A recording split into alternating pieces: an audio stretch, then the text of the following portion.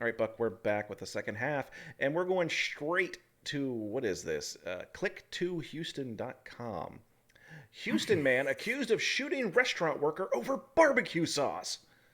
A man accused of shooting a restaurant worker over barbecue sauce is now being held in jail with no bond.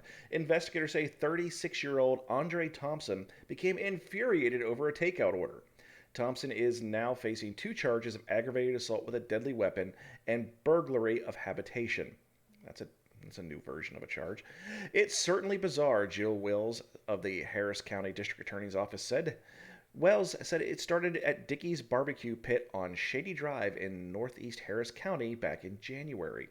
Prosecutors say Thompson picks up his order and then left. I'm sorry, it's Thomas. Thomas, not Thompson.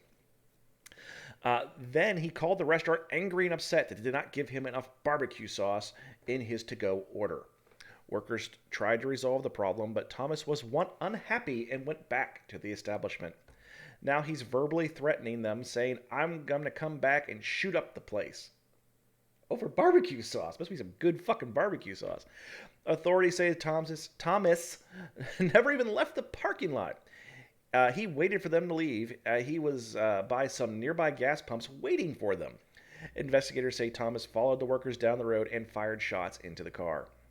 He strikes one of the complainant victims 5 times, breaking a bone in her arm. The other victim, thank goodness, was not shot.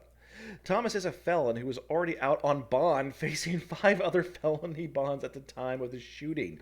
He's now back in jail, all because of barbecue sauce. In this case, the judge immediately revoked his old bonds. He is a no bond on all new cases, and again today she reaffirmed her decision. Well, said the situation that there have been a lot worse workers could have been killed. No, well, okay, well, always on the bright side, I guess. Thomas has a previous criminal history dating back to 2009, which includes retaliation, harassment, felon in possession of a weapon, assault on a peace officer, and assault of a family member. His arraignment is set for February 28th, and a bond hearing will be held in April. Why am I just now seeing this? This happened back in February. Where'd you find this one, Buck? It's a month old. We had this Hey, you know what? I send them to you, and you meticulously vet them out. I don't vet shit. I don't vet shit. I look at it and I see if it's long enough. Guess what? That is a failure on. Well, it's just a failure. The concept is we don't know the stories going into them. Come on, you helped design this show. You know this. Yeah, but I remember back in a different episode we were like, yeah, we should check the dates on these. I'll get on that. Like, I think I even committed to it. I was like, yeah, I'll make sure the dates are good. Like, that's why I was like, this is a failure on. No, it's just a failure. I was gonna try and blame it on you. I really was. But then I was like, no, I believe that there's actual like recorded audio evidence somewhere of me professing that I would do this. I'm not going to shoot myself in the foot. Doesn't matter whether I can still walk or not. I'm going to keep my foot. But so homie picks up his fucking brisket or whatever. He gets back to the house and says, "Those motherfuckers didn't give me enough barbecue sauce." He calls them, chews their asses on the phone, goes back to the restaurant, tells them he's going to shoot the place up, and then just sits across the street at the gas station waiting for them to leave so he can shoot their car. He was probably eating his sandwich the whole time. His dry-ass sandwich. Dry-ass sandwich, just like every bite, loathing his existence. This sandwich is so fucking dry. These bitches are going to die. How am I supposed to practice safe lunch without a condiment?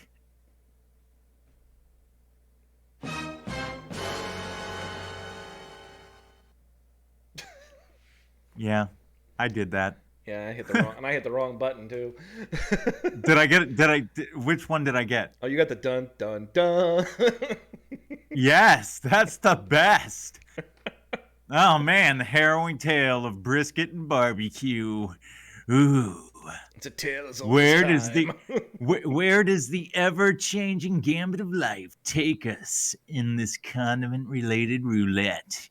But no. So what an extreme thing to do over barbecue sauce, regardless. I mean, For we've anything, encountered really. quite a bit. I mean, like, we've encountered quite a bit of crazy. Like, we've met people face to face and have actually like served them meals and had conversations with them because there's nothing else to do in jail on third shift about the myriad of stupid reasons other people pull guns on people, and I've never encountered a condiment being the culprit. Just can't say that I have. So this guy is gonna wait. Like, this is another 5, man. Oh Absolutely. yeah. He used a gun in the commission of a crime. That's 5 on the. That's an automatic 5 on the Social Mobility podcast. You Oh don't get out of man. that one. You don't get out of that one. This All right. guy. Whoa. So all right. You know what? I mean, we got a condiment caper, people robbing school buses, something else that I forgot about already. Now, what's our last article of the day? How are we going to wrap this up? Well, I entitled this episode "A Burning Desire for the Rapture." Oh This is yeah. this is being reported by KNOE8 News. This is in Jonesboro, Arkansas. A Jonesboro attorney has filed a lawsuit against a Little Rock funeral home after his client said the funeral home cremated their loved one against their wishes, preventing the deceased from being raptured following the second coming. According to the lawsuit, Harold D. Lee of Pauline, South Carolina, wished to be buried next to his parents in Quitman, Arkansas cemetery after he was found dead on Thanksgiving of 2019. Now, the way that's written, this is what he wished after he died. Come on, commas, folks, they're your friend. The lawsuit filed by Brandon Lacey and Lacey firm on March 8th said that Harold was transferred Roller McNutt funeral home based on his final wishes. The 6-page suit stated the family made arrangements with Roller McNutt Funeral Home for the purposes of transfer, funeral arrangements, casket purchase, and internment. Being extremely religious, the suit stated Harold stickily desired to be cremated. It should be strictly, but it says stickily. Stick. Stickily. As he believed his body would be raptured following the second coming.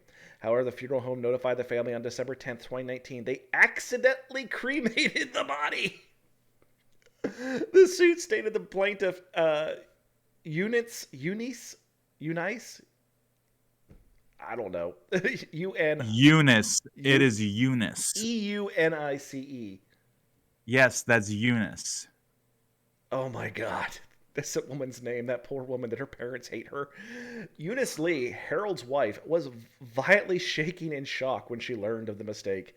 Lacey stated the funeral home's actions caused Harold's family extreme mental and emotional distress after failing to abide by Harold's demands. Now they're demands. They're not wishes. They're demands.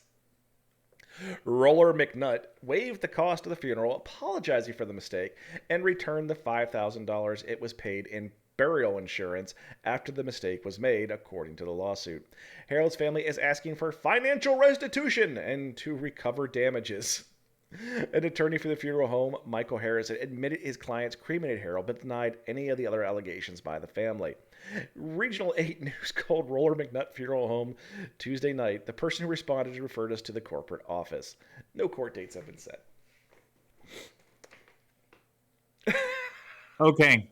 All right. Let's just start off right now. Okay. If dude contracted said services with a funeral home called Roller McNutt and expected them to be expedited to the letter, failure. Failure on your part. Failure on your part. I bet you that this place has scathing Yelp reviews. Man should have known better. Either that, or there's not more than one funeral home in whatever town in Arkansas this is. So, that's one, and then two. If I were the judge, and I had to seriously look at these people and be like, okay, so we are seeking damages for eternal damages here. You've put me in an interesting predicament here. So what I'm going to do is is I'm going to award you infinity dollars. Okay, you're right. You win. You've been damaged, and the damage is eternal. Infinity dollars goes to you. Funeral home.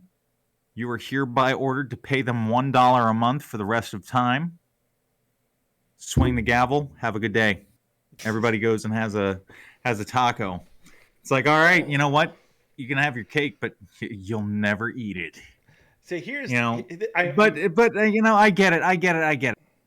Well, you know, guy was kind of done wrong. You know, your last wishes should be adhered to, but at the end of the day,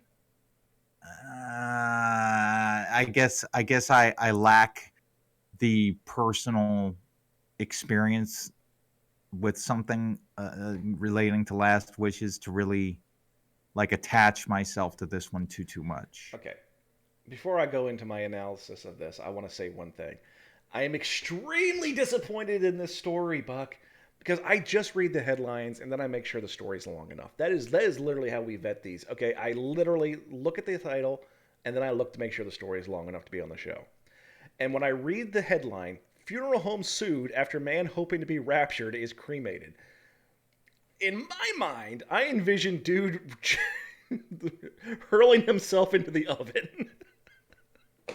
I know. I was very underwhelmed I was by. underwhelmed. I was like, oh, I wanted to see this dude just dive into the oven, man. That's what I was hoping for in the story. But let's go into this a little bit. If you are of a religious sect that believes in the rapture, that's fine. You can believe whatever you want. But to believe that a supreme deity would say that after you died, something happened to your body, and that means you could no longer enter, the afterlife, or whatever the rapture is supposed to represent, ascendance of some kind. That's pretty short-sighted of a deity, considering that bodies are destroyed all the time. They decompose. They go away. And how is that the fault of the person who led this pious life and did everything right in order to uh, ensure their spot in God's eternal glory, and then something happens after they're dead that they can't control? I mean, how is a loving and uh, like a God that embraces everyone into their home? Uh, I just don't understand how you think that your God would act that way. That just seems a little odd. Next, Buck, have you ever seen a cemetery? They're goddamn huge. They're usually on really good real estate, and I don't understand why we still bury our dead in the way that we do. Why do we pay thousands and thousands and thousands of dollars for a box that we're going to put a corpse in and bury and never see again? Because guess what? They're not, the comfort level of the box doesn't matter. And we then have to take care of that land into perpetuity. I've actually seen, I know people that work in cemeteries, and they'll have a relative that never even met the person because they died 100 years ago, and how dare you let weeds grow around this headstone? You know how many headstones there are? There's like 30,000 people buried in the cemetery. um, I just don't understand it, because given one generation ago, then no one even knew you existed. They're gonna come look at the rock with your name on it. I just don't get it. I don't understand it. Just seems like I, like a total waste of space and resources. And the the funeral industry is a lot like the diamond industry. The value of it's completely overinflated by their own marketing. yep. I mean, they appeal to people's hearts, not their wallets. You know, This is and that's this is what Meemaw would have wanted. exactly. No. And so, I can't help but really like my two big takeaways from this. Nope. I lost them both. Oh yeah, no. I got We're back. back. We're back. We're They're back. back. Okay, so first off, I'll go back to my own, like, I'll go back to what you were saying about the supreme deity and everything like that. And I'm gonna have to, go along with the fact that, cremation doesn't necessarily mean that you give up your seat in the upper room. You know, I personally just don't believe that. And second is there are, and this stems back to what you were saying about cemeteries. There are at least 3, maybe 4 different ways that I can think of off the rip to put a body in a box and take up less space than a cemetery plot would be. And yeah, I think that cemeteries are a gross misuse of real estate. But yeah, I'm gonna give these people a score of like a 2. I mean, who do you score? Do you score this funeral home that cremated him, or do you score the family that's suing? I gotta score the crematorium, or I gotta score the funeral home, because the guy did have listed last wishes, and they made a mistake. And since the mistake made the news, and since this place is gonna get a lot of bad publicity, you know, poor folks at Roller McNutt, or whatever the place is. I mean, clean up your act a little bit, folks. Let's tighten our processes up a little bit. Remember who we're doing this for. Here's You know, I'm not advocating for not having funerals. Don't misunderstand. Don't misinterpret what I'm saying. There's a certain therapeutic nature of having those celebrations of life, what they're supposed to be, as opposed to the mourning of death. It should be a celebration of life, in my opinion. But I digress. I don't see the value in visiting a rock with someone's name on it, knowing that their decomposing, rotting carcass is beneath that rock. I don't get it. But I don't have to. It's them, not me.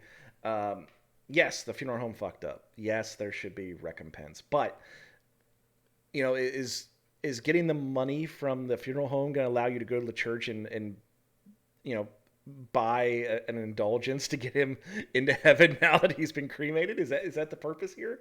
Doesn't seem very $1 a month. Doesn't seem very Christian of you. That's what I'm saying. $1 a month for eternity. That's what you get. Eventually, you'll get infinity dollars. You believe in eternity. You should have no problem waiting. Bingo. Okay, folks, that being said, that brings us to an end of another episode. I am the Razgrees. This is the Buck, asking you to please like, subscribe, tell a friend, and just keep listening. That's it. It doesn't cost anything, so enjoy the show, and we'll see you next week, or rather, this coming Wednesday on the Social Liability Podcast.